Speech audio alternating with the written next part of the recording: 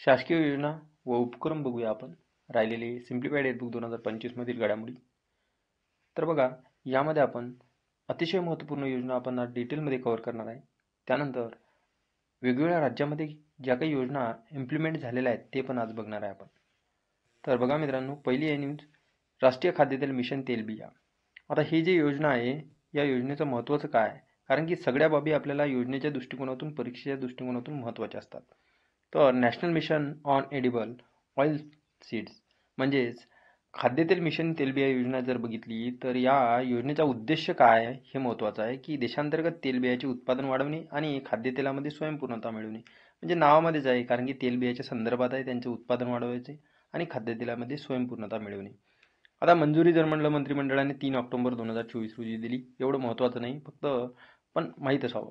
कालावधी जर बघितला तर हे महत्त्वाचं आपल्याला 2024-25 आणि ते 2030-31 या दरम्यान हा कालावधी आहे. तर तुम्हाला विचारू शकते, राष्ट्रीय खाद्यतेल मिशन तेलबिया या योजनेचा कालावधी काय आहे 2024-25 आणि 30-31. खर्च आपल्याला गरजेचा नाही, तर प्राथमिक उद्दिष्ट महत्त्वाचं आहे आपल्याला. प्राथमिक उद्दिष्ट काय असणार मग? तेलबियाचे उत्पादन 22-23 मध्ये जे होते, म्हणजे काय होते, 39 दशलक्ष टन. तर यावेळेस जर बघितलं तर या टनावरून आपल्याला 2030-31 मध्ये 69 दशलक्ष टनापर्यंत वाढवणे हे एवढं काही महत्त्वाचं नाही. पण यामध्ये प्रमुख प्राथमिक तेलबिया पिकांचे उत्पादन आहे ते वाढवायचे आहे. मग हे प्रमुख पिके कोणती आहेत तेलबिया? तर मोहरी आहे, भुईमुग आहे, त्यासोबत सोयाबीन आहे, सूर्यफूल आहे आणि तीळ आहे. हे लक्षात असू द्या. हे राष्ट्रीय तेलबिन मिशन अंतर्गत प्रमुख प्राथमिक तेलबिया पिके आहेत. मोहरी, भुईमुग, सोयाबीन, सूर्यफूल आणि तीळ. इथे करडई नाही आहे, लक्षात ठेवा. त्यासोबत कापूस म्हटलं तरी चालते, जे की कापसाची सरकी आहे त्यापासून तेल काढले जाते. तांदळाचा कोंडा, त्यासोबत झाडापासून तयार केलेले काही वेगवेगळ्या प्रकारचे दुय्यम स्त्रोत म्हणून हे आहेत. तर ह्या बाबी प्रमुख प्राथमिक पिके लक्षात असू द्या. तर त्यासोबत NMEO OP म्हणजेच काय, ऑइल पॉम्पसाठी. आता हे राष्ट्रीय खाद्यतेल मिशन जे आहे हे ऑइल पॉम्पसाठी पण सुरुवात 2021 मध्ये करण्यात आली होती. तर आता हे आहे ऑइल पामसाठी. तर हे 2021 मध्ये सुरू करण्यात आले होते. उद्देश पाम लागवड व कच्च्या पाम तेलाच्या उत्पादनाला चालना देणे. मग हे महत्त्वपूर्ण आहे. तर ही मोहीम ईशान्य प्रदेश आणि अंदमान निकोबार बेटावर लक्ष केंद्रित करते. तर हे एवढं लक्षात ठेवा, बाकी लक्षात ठेवायची गरज नाही. PM आशा योजना. आता PM आशा योजना जर बघितली तर महत्त्वपूर्ण आहे. चर्चेत काय होती, कारण की जर बघितलं तर PM आशा योजना ही 18 सप्टेंबर 2024 रोजी मान्यता दिलेली आहे हिला. तर कधी? 18 सप्टेंबर 2024 ला मान्यता दिलेली आहे. तर यामध्ये आपल्याला खर्चाचे काही घेणे, खर्च आपल्याला विचारत नाही परीक्षेमध्ये. तर घोषणा 2018च्या अर्थसंकल्पामध्ये जी घोषणा करण्यात आली होती, महत्त्वपूर्ण आहे. PM आशा जर म्हटलं तर प्रधानमंत्री अन्नदाता आय संरक्षण अभियान आहे एक प्रकारचं. तर यामध्ये उद्देश काय, तर शेतकऱ्यांना किफायतशीर भाव मिळवून देणे, त्यांच्या मालांना किफायतशीर भाव मिळवून देणे आणि ग्राहकांसाठी जीवनावश्यक वस्तूच्या किमतीतील अस्थिरता नियंत्रित करणे हे महत्त्वपूर्ण आहे. योग्य ते भाव मिळावा त्यासाठी ही PM आशा योजना आहे. तर योजनेचे घटक जर बघितले तर महत्त्वपूर्ण आहे. तर त्यामध्ये पहिला घटक आहे किंमत समर्थन योजना, PSS ही त्यामध्ये एक महत्त्वपूर्ण घटक आहे योजनेचा. किंमत कमतरता देयक योजना, तर PDPS. आता हे PDPS जे आहे हे हरियाणा आणि मध्य प्रदेशच्या योजनेवर आधारित आहे, म्हणून लक्षात ठेवा. आणि खाजगी खरेदी आणि स्टॉकिस्ट योजना, PPSS. आता हे जे बघितलं तर हे योजनेचे घटक आहेत. तर आता आपण ते बघूया आपण वेगवेगळ्या पद्धतीने. तर एखाद्या शेतमालाचे दर गडगडले म्हणजेच तर शेतकऱ्यांना नुकसान होऊ नये म्हणून त्यासाठी 25% माल खरेदी करेल. गव्हर्नमेंट काय करेल? 25% माल खरेदी केली त्यामध्ये. मग हे 3 घटकाच्या माध्यमातून PSS, PDPS आणि PPSS म्हणजे प्राइस सपोर्ट स्कीम. काय? नाफेड सारखी संस्था, FCI सारखी संस्था, डाळी तेलबिया त्यासोबत जर बघितलं तर यासाठी 25% हे विक्रीयोग्य जे काही आहे तर हे एक माल खरेदी करणार सरकार. आणि PDPS price deficiency payment scheme, यामध्ये तेलबियांसाठी मंडीची किंमत आणि किमान आधारभूत किंमत यामधील जे काही फरक आहे हे राज्य सरकार भरून देणार. म्हणजे सपोज तुम्ही मंडीमध्ये जे काही भाव आहे आणि किमान आधारभूत किंमत काय आहे यामध्ये जे काही डिफरन्स येईल त्या भावामध्ये, तर ते डिफरन्स जे काही होईल त्या डिफरन्स भरून काढण्याचं काम राज्य सरकार करेल. ते डिफरन्स राज्य सरकार देणार आहे त्यामधील. तर यामध्ये एवढं लक्षात ठेवा की मध्य प्रदेश हरियाणातील जी काही योजना आहे त्या योजनावर आधारित आहे PDPS. तर PPSS private procurement and stockist scheme. आता नवीन जिल्ह्यामध्ये प्रायोगिक तत्वावर जेव्हा किमती MSPच्या खाली येतात तेव्हा खाजगी संस्था सरकारच्या समन्वयाने MSPवर तेलबियांची काय खरेदी करणार. म्हणजे याला प्रायव्हेट जे काही संस्था आहे यांना पण गव्हर्नमेंट शेतकऱ्यांचा माल खरेदी करण्यासाठी हेल्प करणार आहे गव्हर्नमेंट प्रायव्हेट संस्थांना.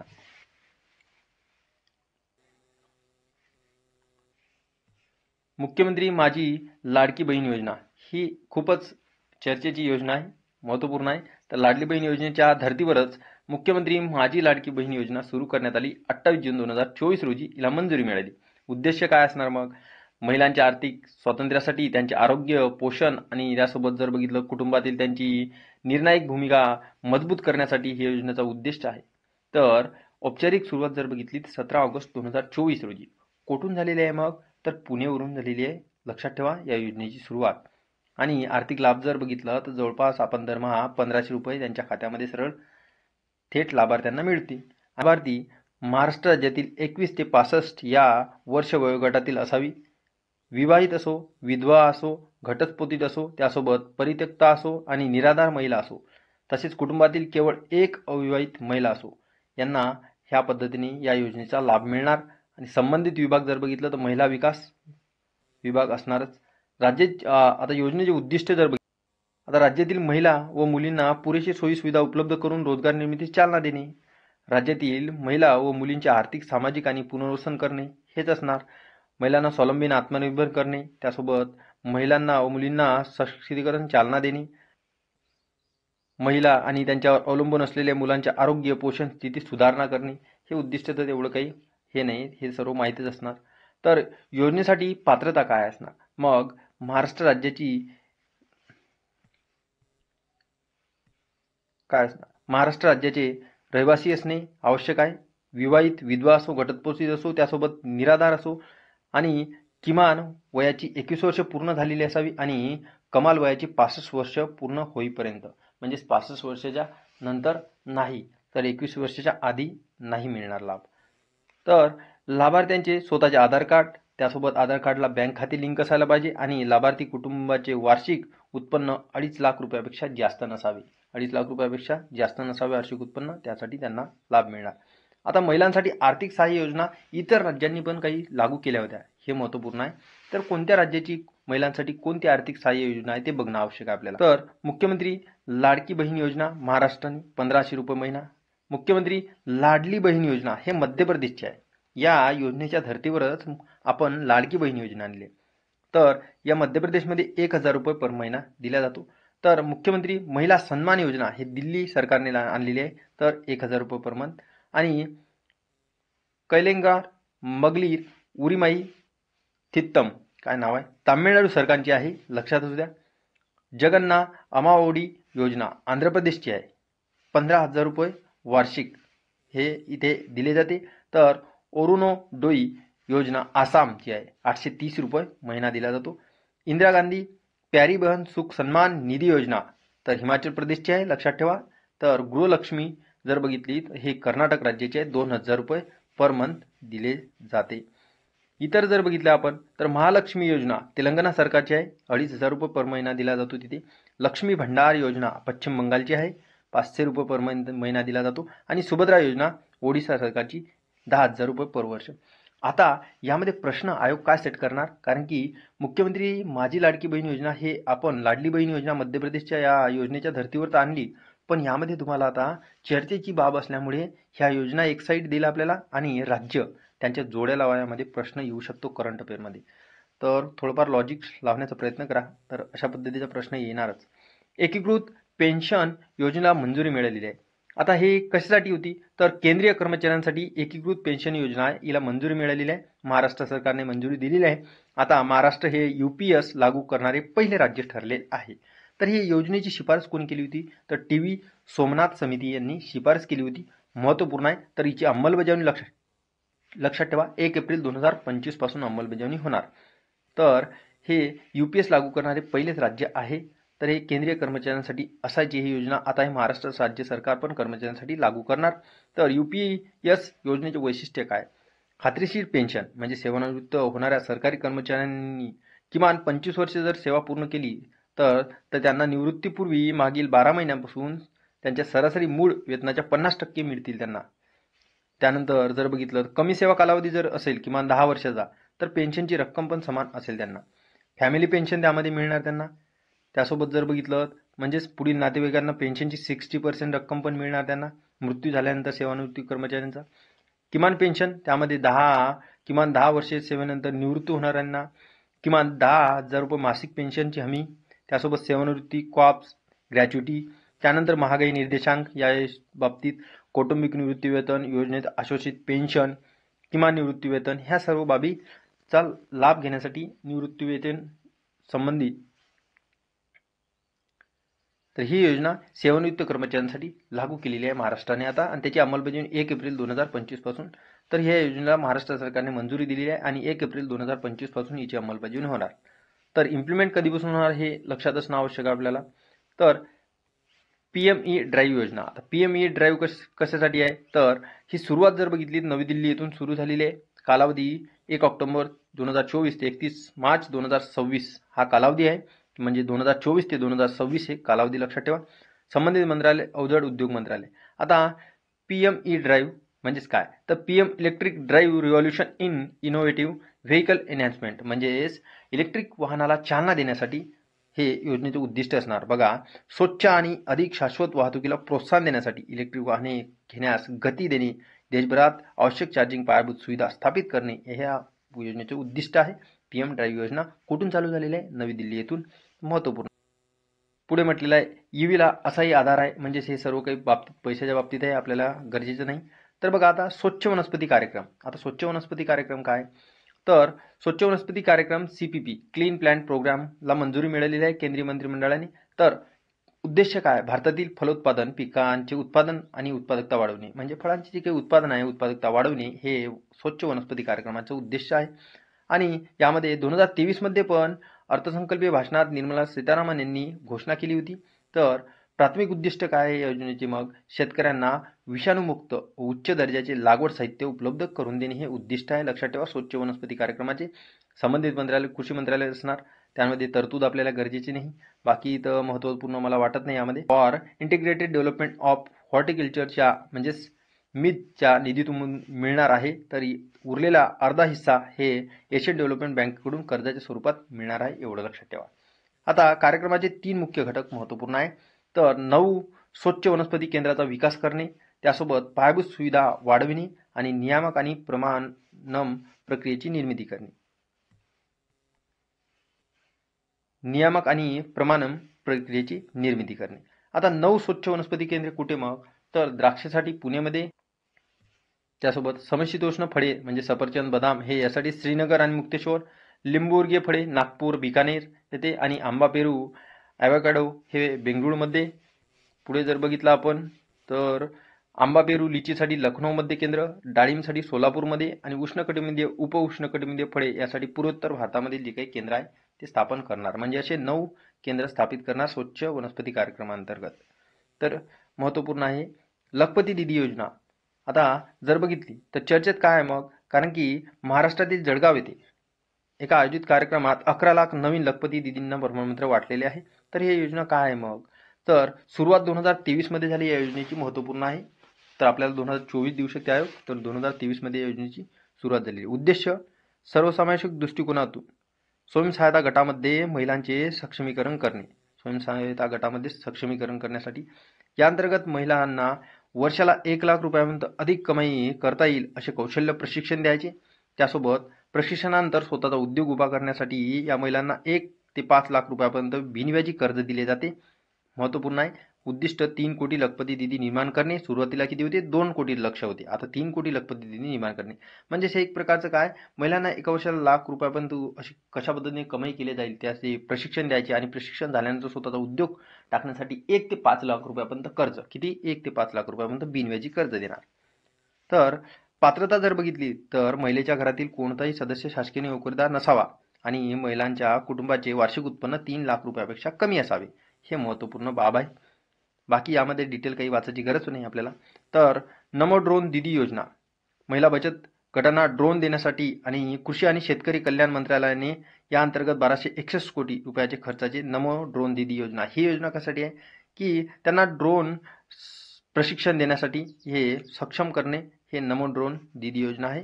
तर या योजनेमध्ये जर बघितलं तर कालावधी 2024-25 ते 25-26 हा कालावधी आहे, लक्षात असू द्या.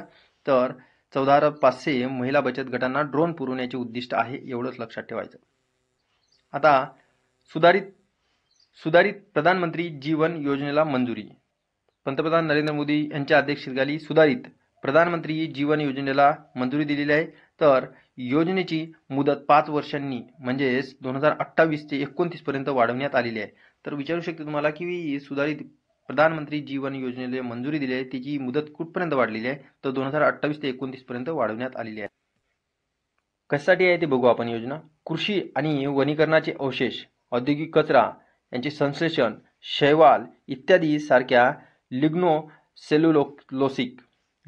सेल्युलोसिक फीडस्टॉकपासून उत्पादित प्रगत जैव इंधनाचा योजनेत समावेश करण्यात आला आहे. तर शेतकऱ्यांना त्यांच्या शेतातील जे काही अवशेष आहे त्या अवशेषांसाठी फायदेशीर उत्पन्न मिळवून देणे, पर्यावरणीय प्रदूषणावर उपाय करणे, स्थानिक रोजगारांच्या संधी निर्माण करणे आणि भारताच्या ऊर्जा सुरक्षा आणि आत्मनिर्भरतेमध्ये योगदान देणे, यासाठी या योजनेचं उद्दिष्ट आहे. तर 2G बायो इथेनॉल प्रकल्पांना आर्थिक सहाय्य देण्यासाठी 7 मार्च 2019 रोजी प्रधानमंत्री जीवन योजना अधिसूचित करण्यात आलेली आहे. तर 2019 मध्ये ही अधिसूचित करण्यात आली होती 2G बायो इथेनॉल प्रकल्पांना आर्थिक सहाय्य देण्यासाठी. तर यामध्ये जीवनचा लॉंग बॉम्ब बघूया आपण. जैव इंधन, वातावरण अनुकूल फसल अवशेष निवारण. या योजनेअंतर्गत इंडियन ऑइल कॉर्पोरेशन लिमिटेडने पानिपत हरियाणा येथे पहिला 2G इथेनॉल प्रकल्प उभारला आहे. तर तुम्हाला विचारू शकते या योजनेअंतर्गत कोणत्या संस्थेने, तर कोणत्या कंपनीने, इंडियन ऑइल कॉर्पोरेशन लिमिटेड या कंपनीने पानिपत हरियाणा येथे पहिला 2G इथेनॉल प्रकल्प उभारला आहे. तर तुम्हाला सिंपली विचारू शकते परदेशातील पहिले जैव औषधी केंद्र कुठे उघडण्यात आलेले आहे, मॉरिशस येथे. तर परराष्ट्र मंत्री जयशंकर यांनी. तर जयशंकर यांनी मॉरिशसमधील ग्रँड बोईस गावात मेडिक्लिनिक प्रकल्पाचे उद्घाटनही केले. तर भारताद्वारे अर्थसहाय्यित हा प्रकल्प परिसरातील राहणारे अंदाजे 16,000 लोकांना दुय्यम आरोग्य सेवा प्रदान करेल.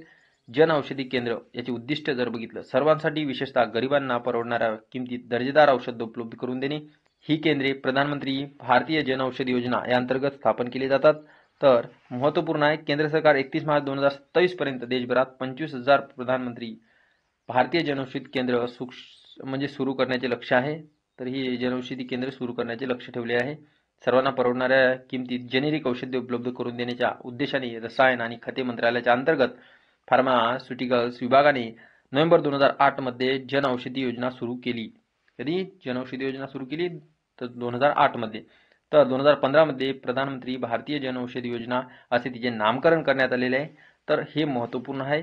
भारतीय ब्युरो ऑफ फार्मा प्रधानमंत्री भारतीय जनौषधी योजनेचा एक भाग म्हणून जनौषध केंद्र चालवत आहे, लक्षात असू द्या. महत्त्वपूर्ण आहे, कधी योजना चालू केली आणि त्यामध्ये नावामध्ये कधी बदल करण्यात आला हे महत्त्वपूर्ण आहे.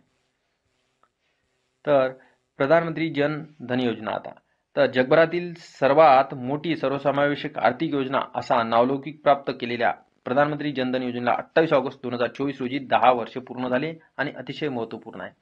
घोषणा कधी करण्यात आली होती हे विचारू शकते सिंपली तुम्हाला. 15 ऑगस्ट 2014 तारीख सहित विचारू शकते तुम्हाला, कधी घोषणा करण्यात आलेली आहे, 15 ऑगस्ट 2014.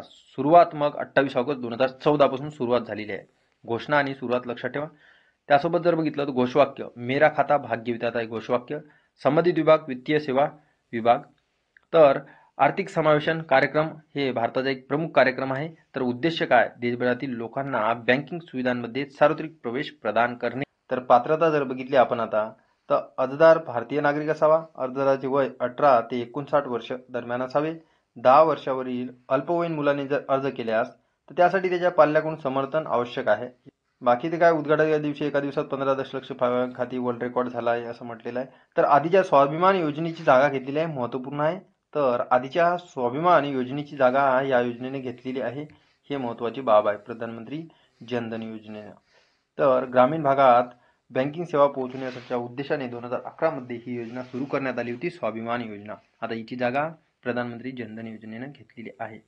तर योजनेअंतर्गत मिळणारे फायदे, 1,00,000 रुपयांचा अपघात विमा मिळणार तुम्हाला, 30,000 रुपयापर्यंत जीवन रक्षण विमा मिळणार, त्यासोबत 10,000 रुपयापर्यंतची ओव्हरड्राफ्ट सुविधा पण मिळणार तुम्हाला, 5,000 रुपयापर्यंतचे कर्ज पण तुम्हाला मिळू शकते. तर EMPS योजना 2024. आता electric mobility promotion scheme, electric परिचालन प्रोत्साहन योजना आहे. सुरुवात 1 एप्रिल 2024 करंटची आहे, तर महत्त्वपूर्ण आहे.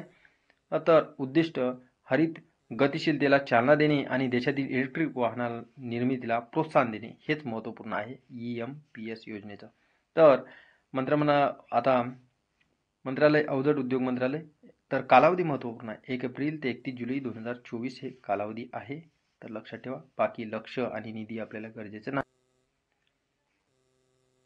आता या योजने थ्रू काही अनुदान दिलेले आहे. दुचाकीसाठी 10,000 रुपये, त्यासोबत लहान 3 चाकीसाठी 25,000 रुपयाचं अनुदान, त्यासोबत मोठी 3 चाकीसाठी 50,000 रुपयाचं अनुदान. आता जर बघितलं तर फेम. आता फेम काय? Faster adoption and manufacturing hybrid electric vehicle. आता जर बघितलं इलेक्ट्रिक हायब्रिड वाहनांना प्रोत्साहन देण्यासाठी ही सुरुवात करण्यात आलेली आहे फेम योजनेची. तर फेम योजनेमध्ये 1 एप्रिल 2015 ते 31 मार्च 2019 हे कालावधी होता फेम योजनेचा. तर यामध्ये दुसरा टप्पा आता तुम्हाला 1 एप्रिल 2019 ते 31 मार्च 2024 हा दुसरा टप्पा आहे फेम योजनेचा, लक्षात असू द्या. PM सूर्यघर योजना, सौर ऊर्जेतून उत्पन्न मिळवून देणाऱ्या प्रधानमंत्री सूर्यघर मोफत वीज योजनेला फेब्रुवारी 2024 रोजी केंद्रीय मंत्रिमंडळाने मंजुरी दिलेली आहे. तर योजनेची उद्दिष्ट काय आहे PM सूर्यघर योजनेची? आता हे नावामध्येच आहे, पण बघून घोषणा कधी करण्यात आली? 13 फेब्रुवारी 2024 रोजी. उद्दिष्ट काय? दर महिन्याला 300 युनिटपर्यंत मोफत वीज पुरवून 1 कोटी कुटुंबांना प्रकाश देणे, म्हणजे 300 युनिट दर महिन्याला मोफत वीज पुरवणार. तर यामध्ये केंद्रीय आर्थिक सहाय्य सबसिडी जवळपास 1 किलोवॅट सिस्टीम 30,000 रुपये. तर हे मला काही एवढं महत्त्वपूर्ण वाटत नाही. फक्त योजनेचे फायदे बघा आपल्याला काय. घरगुती वीज बिल वाचवता येणार, अतिरिक्त वीज विकून अतिरिक्त उत्पन्न, त्यासोबत रहिवासी क्षेत्रात 30 गिगावॅट सौर क्षमतेची वाढ होणार, 720 दशलक्ष टन कार्बन डायऑक्साईड उत्सर्जनात घट होणार आणि सुमारे 17 लाख थेट रोजगार निर्मिती होणार.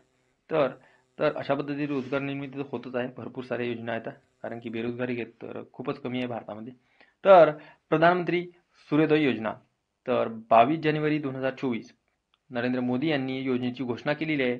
तर देशभरात 1 कोटी घरांवर सौर ऊर्जा निर्मितीसाठी छत बसवणे या योजनेचे उद्दिष्ट आहे. ही योजना 2014 मध्ये सुरू करण्यात आलेल्या रूफटॉप सोलर प्रोग्रामपेक्षा थोडीशी वेगळी आहे. तर यामध्ये काय मग सूर्योदय योजना आणि सूर्यघर योजना यामध्ये जर बघितलं तर घोषणा सूर्योदय योजनेची 22 जानेवारी 2024 मध्ये झाली आणि सूर्यघर योजनेची 13 फेब्रुवारी 2024 मध्ये. हे 2024 मध्ये लक्षात ठेवणं आवश्यक आहे, सूर्योदय योजना आणि सूर्यघर योजनेमध्ये. तर सूर्योदय योजनेमध्ये लक्ष काय आहे? तर सौर पॅनल बसवणे. आणि सूर्यघर योजना काय आहे? घरी मोफत वीज देणे. तर यामध्ये सबसिडी 60% सूर्योदय योजनामध्ये आणि इकडे जवळपास सूर्यघर योजनामध्ये 30,000 पर किलोवॅट जर बघितलं तर हे तुम्हाला सबसिडी यावर मिळणार. तर सूर्यघर योजना सूर्योदय योजना यामध्ये डिफरन्स माहीत असणं आवश्यक आहे. आता मॉडेल सोलर व्हिलेज. आता जर बघितलं तर नवीन आणि नवीकरणीय ऊर्जा मंत्रालयाने PM सूर्यघर मोफत वीज योजनेत अंतर्गत मॉडेल सोलर व्हिलेज हे मार्गदर्शक तत्व अधिसूचित केले आहे. तर यामध्ये देशातील प्रत्येक जिल्ह्यामध्ये सौर गावे विकसित करण्यासाठी 800 कोटी रुपयाची तरतूद करण्यात आली आहे. म्हणजे मॉडेल सोलर व्हिलेज म्हणजे देशातील प्रत्येक गावामध्ये सौर गावे विकसित करण्यासाठी. तर प्रत्येक जिल्ह्यामध्ये निवडलेल्या प्रत्येक गावाला सौर ऊर्जा पायाभूत सुविधांना चालना देण्यासाठी 1 कोटी रुपये मिळणार.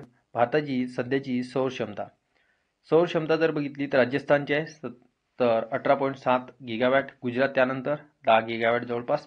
त्यानंतर रूफटॉप सौर क्षमतेमध्ये गुजरात 1 नंबरला आणि महाराष्ट्र 2 नंबरला आहे. बाकी देशातील सध्याची अक्षय ऊर्जा क्षमतेच्या सौर ऊर्जेचा मोठा वाटा आहे, जवळपास सुमारे 180 गिगावॅट आहे. तर आपण अक्षय ऊर्जेच्या क्षमतेमध्ये सौर ऊर्जेचा खूप मोठा वाटा आहे देशामध्ये. तर जवळपास भारतात सौर ऊर्जा स्थापित क्षमता जर बघितली 2023 पर्यंत तर 73.31 गिगावॅट. तर यामध्ये रूफटॉप पण आहे 11 गिगावॅट या पद्धतीने. तर आता संक्षिप्त योजना उपक्रम आहे. आता हे तर आपण बघणारच आहे. याआधी आपण कोणत्या राज्यांनी कोणत्या योजना लागू केल्या ती आपल्याला बघणं आवश्यक आहे. संक्षिप्त घडामोडीपेक्षा आपण विविध राज्याच्या योजनाला का महत्त्व दिले आहे? कारण की बॅक पेपर जर बघितले आपण लास्ट इयरचे, त्यामध्ये करंट अफेअरच्या संदर्भात राज्यांच्या संदर्भात योजना विचारलेल्या आहे की अशा पद्धती योजना कोणत्या राज्याने चालू केलेली आहे. म्हणून महत्त्वपूर्ण आहे आपल्याला, कारण की IMP डाटा आपण आधी कव्हर करत आहे आणि राहिलेला जे काही डाटा आहे ते तुम्ही त्यानंतर आपण मग त्यावर ओव्हरलुक राहिलेल्या दिवसामध्ये केलं तर चांगलं. पहिली योजना सहकार किमान कल्याण योजना कुणाची आहे? तर सहकार किमान कल्याण योजना राजस्थानची आहे, कारण की राजे महाराज सहकार्य करतात. तर कशासाठी? शेतीचे उत्पादकता वाढवणे आणि शेतकऱ्यांचे उत्पन्न वाढवणे. तर इंदिरू योजना तेलंगणा सरकारची, बेघर गरीब लोकांना घरे देणे. कृषक उन्नती योजना छत्तीसगड, शेतकऱ्यांना इनपुट सहाय्य देणे. तर पिरुल लाओ पैसे योजना उत्तराखंडची आहे, जंगलातील आग रोखणे. बघा, पैसे पाओ मिशन जरी पैशाबद्दल वाटलं असेल तर उत्तराखंडचं आहे, जंगलातील आग रोखण्यासाठी महत्त्वपूर्ण आहे. तर स्कूल ऑन व्हील्स मणिपूर, शिबिरांमध्ये राहणाऱ्या मुलांना शैक्षणिक संधी उपलब्ध करून देणे. शैक्षणिक संधी उपलब्ध करून देण्यासाठी मणिपूरने स्कूल ऑन व्हील्स. तर मुख्यमंत्री निजुतू मोइना योजना आसामची आहे, तर मुलींच्या शिक्षणाला प्रोत्साहन देणे आणि बालविवाह समाप्त करणे महत्त्वपूर्ण आहे. तर PM श्री पर्यटन हवाई सेवा मध्य प्रदेश, तर 8 शहरांमधील धार्मिक आणि पर्यटन स्थळांना जोडण्यासाठी, कारण की आपण फास्टरित्या घेण्याचा प्रयत्न करू, यामध्ये एक्सप्लेन करायची गरज नाही.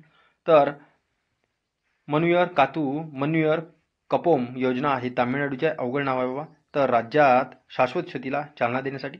नान मुदलवन कार्यक्रम तामिळनाडू, विद्यार्थ्यांना प्रगत IT कौशल्याचे प्रशिक्षण देण्यासाठी. तर निर्माण श्रमिक मृत्यू एवं दिव्यांग सहायता योजना तर छत्तीसगडची आहे, बांधकाम कामगारांच्या आर्थिकदृष्ट्या दुर्बल मुलांना मोफत प्रशिक्षण देण्यासाठी. तर मुख्यमंत्री किसान सन्मान निधी योजना राजस्थानची आहे, शेतकऱ्यांना प्रतिवर्ष 2,000 रुपये आर्थिक सहाय्य करणे. साक्षीदार संरक्षण योजना आसामची आहे, न्याय वितरण प्रणाली सुनिश्चित करणे. नाऊ मनुजरू कार्यक्रम हे कर्नाटकचा आहे, तर शैक्षणिक संस्थांना सामाजिक सहिष्णुता आणि वैज्ञानिक वृत्तीचे केंद्र बनवणे. IT सक्षम युवा योजना हरियाणा, तर गरीब कुटुंबातील किमान 60,000 तरुणांना रोजगार देणे. तर श्रमिक बसेरा योजना गुजरात, कामगारांसाठी तात्पुरत्या घरांची सुविधा उपलब्ध करून प्रदान करणे. तर राजीव गांधी नागरी अभय हस्तम योजना तर तेलंगणाची आहे, लक्षात ठेवा. UPSC पूर्व परीक्षा उत्तीर्ण झालेल्या कमकुवत विद्यार्थ्यांना मुख्य परीक्षेची तयारी करण्यासाठी मदत करणे. तर हे राजीव गांधी नागरी अभय हस्तम योजना महत्त्वपूर्ण आहे तेलंगणाची. पेड लगाव पेड बचाव जन अभियान उत्तर प्रदेशचा आहे, 3.7 कोटी रोपांची लागवड करून नदीकाठ हिरवे बनवणे. तर गोम विनामूल्य वीज योजन गोवा, शाश्वत ऊर्जेच्या दिशेने महत्त्वपूर्ण पाऊल आहे गोव्याचं, तर लक्षात ठेवा गोम विनामूल्य वीज योजन. तर मुख्यमंत्री मैया सन्मान योजना झारखंडची आहे, प्रत्येक महिलेला वार्षिक 12,000 रुपये आर्थिक मदत देणे. तर रात्री रे 7 हेल्पर्स ऑफ नाईट, काय नाव आहेत बाबा. बघा, पश्चिम बंगालचे आहे, रात्रीच्या शिफ्टमध्ये काम करणाऱ्या महिलांना वैद्यकीय व्यावसायिकांचे रक्षण करणे महत्त्वपूर्ण आहे. तर मुख्यमंत्री युवा उद्यम विकास अभियान उत्तर प्रदेश, तरुण उद्योगांना आर्थिक सहाय्य पुरवणे. हिम उन्नती योजना हिमाचल प्रदेशची आहे, तर नावामध्येच आहे. तर संपूर्ण राज्यात नैसर्गिक शेतीला चालना देण्यासाठी. तर मुख्यमंत्री बाल सेवा योजना उत्तर प्रदेशची आहे, पालकांचे निधन झालेल्या निर्धारांना मुलांना मासिक 2,500 रुपये देणे. आणि मुख्यमंत्री बाल पौष्टिक आहार योजना हिमाचल प्रदेशची आहे, सरकारी शाळेतील मुलांना पौष्टिक आहार मिळावा हा उद्देश आहे. तर मुख्यमंत्री सौर कृषी वाहिनी योजना महाराष्ट्र सरकारची आहे, महाराष्ट्रातील शेतकऱ्यांना कृषी पंपांना दिवसा अखंडित वीज पुरवठा करण्यासाठी. तर मित्रांनो, आपल्याला फास्टच घ्यावं लागेल, कारण की यामध्ये काही एवढं मोठं सायन्स नाही आहे, तर आपल्याला लवकर रिव्हिजन होईल.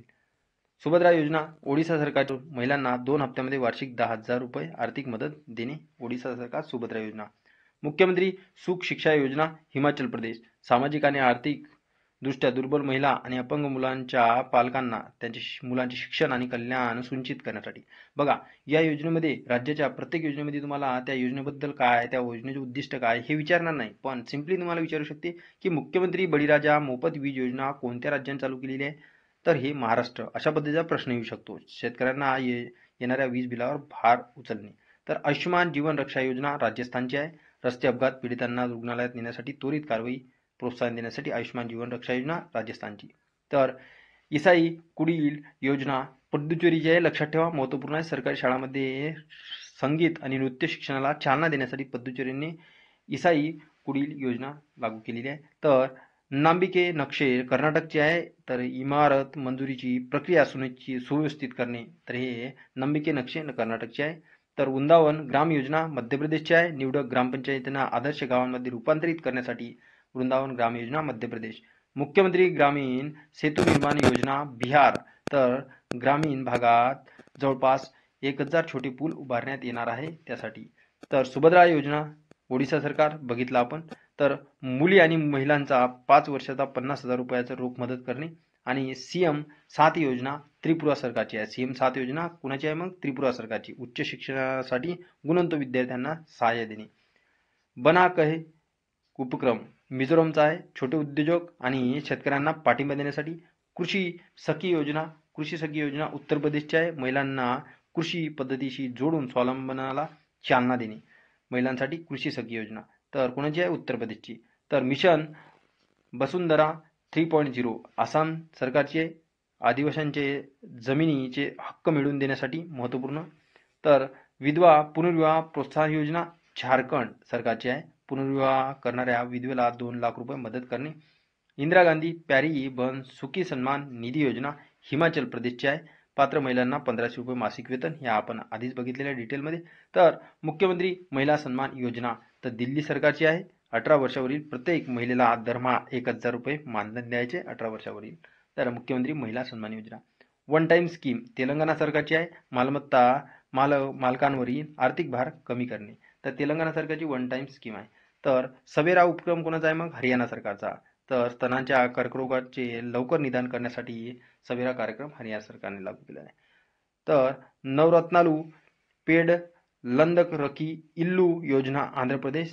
सॉरी, थोडंसं उच्चारांमध्ये काही मिस्टेक झाली असेल तर. गरीब महिलांना विनामूल्य घर देणे. तर लेस स्कूल उपक्रम मध्य प्रदेशचा आहे. तर इयत्ता 1ली ते 12वी मधील विद्यार्थ्यांना आठवड्यातून एकदा बॅगलेस स्कूल दिवस जाहीर झालेला आहे की बॅगलेस स्कूल उपक्रम कोण लॉन्च केलेला आहे? तर मध्य प्रदेशने 1ली ते 12वी विद्यार्थ्यांसाठी. तर यामध्ये 1ली ते 12वी विद्यार्थ्यांसाठी पण आहे. तर YSR जर बघितलं तर कल्याण मस्तू आणि YSR शादी तोहफा हे प्रदेशने अल्पसंख्याक अनुसूचित जाती जमातीसह मागास वर्गातील जोडप्यांच्या लग्नासाठीचा जे काही मदत आहे खर्चासाठी, हे YSR कल्याण मस्तू YSR शादी तोहफा आंध्र प्रदेश. तर वॉटर बेल प्रणाली केरळ सरकारची आहे. उन्हाळ्यात विद्यालयांमध्ये निर्जलीकरण टाळणे ही प्रणाली लागू करणारे केरळ हे पहिलेच राज्य आहे. तर वॉटर बेल प्रणाली केरळची आहे म्हणून महत्त्वपूर्ण आहे. वनमित्र योजना हरियाणा सरकारची. जंगल नसलेल्या भागात वृक्षारोपण उपक्रमांमध्ये समुदायाच्या सहभागाला प्रोत्साहन देण्यासाठी. त्यासोबत मुख्यमंत्री विश्वकर्मा पेन्शन योजना राजस्थानची आहे. तर पात्र कामगारांना 2000 रुपये मासिक पेन्शन द्यायचं. तर त्यासोबत नूतन उन्नत अभिलाषा ओडिशा, यामध्ये ओडिशामध्ये नावच आहे. अंडर ग्रॅज्युएट पोस्ट ग्रॅज्युएट अभ्यासक्रम शिकणाऱ्या विद्यार्थ्यांसाठी सुरू केलेला आहे. तर नूतन उन्नत अभिलाषा ओडिशा. तर मुख्यमंत्री जन आरोग्य योजना त्रिपुरा 5 लाख रुपयापर्यंतच्या वैद्यकीय उपचारांचे विमा संरक्षण. कन्या सुमंगल योजना उत्तर प्रदेशची आहे. 1ली ते 12वी पर्यंतच्या शिक्षणासाठी 15,000 रुपयाची मदत 6 टप्प्यामध्ये देणार उत्तर प्रदेश. स्वयं योजना ओडिशा राज्यातील तरुणांना 1 लाख रुपयापर्यंतचं बिनव्याजी कर्ज द्यायचं. स्वयं योजना ओडिशाने आणलेली आहे. तर मधुबाबू पेन्शन योजना ओडिशाचीच आहे. तर मासिक पेन्शनमध्ये 500 रुपयाची वाढ जाहीर केलेली आहे. तर सेलिब्रिटी स्कूल उपक्रम महाराष्ट्र सरकारचा आहे. 1ली ते 8वी पर्यंतच्या विद्यार्थ्यांच्या व्यक्तिमत्व विकासासाठी सुरुवात. तर हे तर विचारू शकते तुम्हाला, सेलिब्रिटी उपक्रम सुरू केलेला आहे. सेलिब्रिटी स्कूल उपक्रम कोणी? महाराष्ट्र सरकारने. मग कोणत्या कितवीपर्यंतच्या विद्यार्थ्यांना? 1ली ते 8वी पर्यंतच्या. वात्सल्य योजना महाराष्ट्र सरकारची आहे. तर प्रसूतीपश्चात माता आणि 2 वर्षापर्यंतच्या बालके यांना दिल्या जाणाऱ्या वैद्यकीय सेवांचे सक्षमीकरण करण्यासाठी वात्सल्य योजना महाराष्ट्र सरकार. तर महतरी वंदना योजना तर छत्तीसगडची आहे. स्वावलंबन आणि कौशल्य विकासाला चालना देण्यासाठी महतरी वंदना योजना छत्तीसगड सरकारची. पुढे बघूया आपण राहिलेल्या योजना. लाभ योजना कुणाची आहे? ओडिशा सरकारची आहे, लक्षात ठेवा. युवा निधी योजना कर्नाटक. बेरोजगार पदवीधर आणि पदवीधारकांना मदत करणे. त्यासोबत सिटी बचाव स्कूल बचाव उपक्रम झारखंडचा आहे, लक्षात ठेवा. हे उपक्रम महत्त्वाचे असतात. शाळेत महिन्यातून अधिक काळ अनुपस्थित असलेल्या विद्यार्थ्यांसाठी सुरू केलेला आहे. महिन्यातून अधिक काळ जर एखादा विद्यार्थी शाळेतून अब्सेंट असेल तर सिटी बचाव स्कूल बचाव उपक्रम झारखंडने सुरू केलेला आहे. दप्तरमुक्त दिवस उत्तराखंड. सर्व शाळांमध्ये प्रत्येक शैक्षणिक सत्रात 10 दप्तरमुक्त दिवस ठेवण्याची घोषणा केलेली आहे. 10 दप्तरमुक्त दिवस ठेवण्याची घोषणा केलेली आहे. उत्तराखंड सरकारने दप्तरमुक्त दिवस सुरू केलेले आहे. तर योग्यश्री योजना पश्चिम बंगालची आहे. अनुसूचित जाती, अनुसूचित जमाती विद्यार्थ्यांसाठी विविध प्रवेश आणि स्पर्धा परीक्षांसाठी मोफत प्रशिक्षण मॉड्यूल आता तयार करणार पश्चिम बंगाल योग्यश्री योजनेच्या संदर्भात. तर श्री अन्नपूर्णा रसोई योजना राजस्थानची आहे. इंदिरा रसोई योजनेचे नामकरण करण्यात आले. तर निंगल नलामा योजना तामिळनाडूची आहे. राज्यातील कुटुंबांना आधार देण्यासाठी तामिळनाडू सरकारची निंगल नलामा योजना विचारू शकते आपल्याला. महत्त्वपूर्ण योजना आहेत ते सर्व काही आपण कव्हर केलेलं आहे सिंगल पार्टमध्ये मित्रांनो. आता या व्यतिरिक्त तुम्हाला जर काही एक्स्ट्रा एफर्ट घ्यायचा असेल योजनाबद्दल तर ते संक्षिप्त स्वरूपात आपण बघणारच आहोत. पण IMP जेवढ्या काही योजना आहेत ते सर्व कव्हर झालेले आहे. उगाच कशाला, कारण की जर तुम्हाला वाटत असेल आता आपण थोडंसं एक्स्ट्रा आंतरराष्ट्रीय लेवलचा टॉपिक चालू करूया. त्यानंतर राहिलेले जे काही योजना आहेत ते आपण संक्षिप्त स्वरूपात बाकी जे काही IMP नसतात पण बायचान्समध्ये एखादा प्रश्न जर आला तर त्यावर पण ओव्हरलुक असायला हवं. त्यासाठी आपण नेक्स्ट पार्टमध्ये राहिलेला पार्ट कव्हर करूया. पण सर्व काही ओव्हरऑल IMP सर्व महत्त्वाच्या योजना कव्हर झालेल्या आहेत डिटेलमध्ये आणि वेगवेगळ्या राज्यांनी जे काही चालू केलेले उपक्रम आणि योजना आहेत ते पण कव्हर झालेले आहे. तर भेटूया आपण नेक्स्ट व्हिडिओमध्ये. Thanks for watching this video.